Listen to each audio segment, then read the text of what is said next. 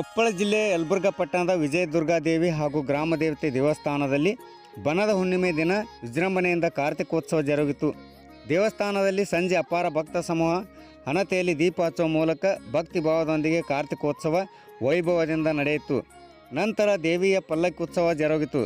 ಈ ಸಂದರ್ಭದಲ್ಲಿ ಗ್ರಾಮ ದೇವತೆ ದೇವಸ್ಥಾನ ಕಮಿಟಿ ಅಧ್ಯಕ್ಷ ಅಂದಾನಗೌಡ ಉಳ್ಳಾಗಡ್ಡಿ, ಜಿಲ್ಲಾ ಪಂಚಾಯತ್ ಮಾಜಿ ಸದಸ್ಯ ಅರವಿಂದಗೌಡ ಪಾಟೀಲ್, ನ್ಯಾಯವಾದಿಗಳಾದ US ಮೆಣಸಗೇರಿ, ಸಂಗಮೇಶ್ ವಾದಿ, ಮುಖಂಡರಾದ ಸಂಗಣ್ಣ ತೆಂಗಿನಕಾಯಿ, YG ಪಾಟೀಲ್, ಮಲ್ಲೇಶಗೌಡ ಮಾಲಿ ಪಾಟೀಲ್, ಹೇಮಣ್ಣ ಕಾನಾವಳಿ, ಸಂಗಪ್ಪ ಕೊಪ್ಪಳ, SK ದಾನಕಾಯಿ ಸೇರಿದಂತೆ ದೇವಸ್ಥಾನದ ಅರ್ಚಕರು ಅಪಾರ ಭಕ್ತ ಸಮೂಹ ಕಾರ್ತಿಕೋತ್ಸವದಲ್ಲಿ ಭಾಗಿಯಾಗಿದ್ದರು.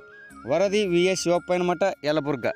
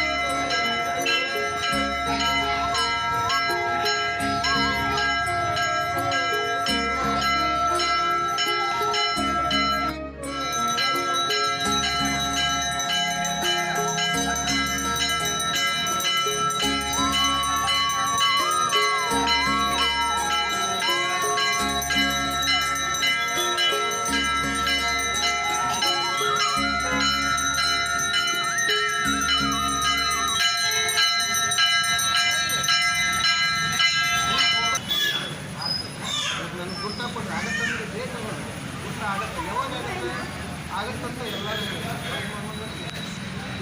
ನಾವು ಮಾಡಿಕೊಡ್ತೀವಿ. ಇವತ್ತಿನವರೆಗೂ ಇದಾಗಲ್ಲ. ಮತ್ತು ಇದಕ್ಕೆ ಏನು ಪರಿಹಾರ ನಾವು ಇಷ್ಟಪಡ್ತೀವಿ. ಏನಾದರೂ